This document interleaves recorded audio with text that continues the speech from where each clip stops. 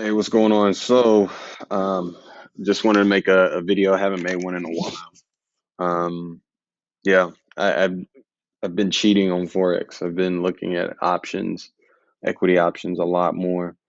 AMD is one that I've made a decent amount of money off of, and I actually got in on this play right here. Um, Beautiful long-tailed candle here, reversal candle. And then we proceeded to bounce higher today, despite the Dow not being very strong right now. Wanted to just document that, and I want to get back into the habit of documenting each trade that I'm taking, even if it's a equity options play, which I don't feel as confident in as Forex. That's why you haven't been seeing me post a whole bunch. But it's time, and yeah, I'm back.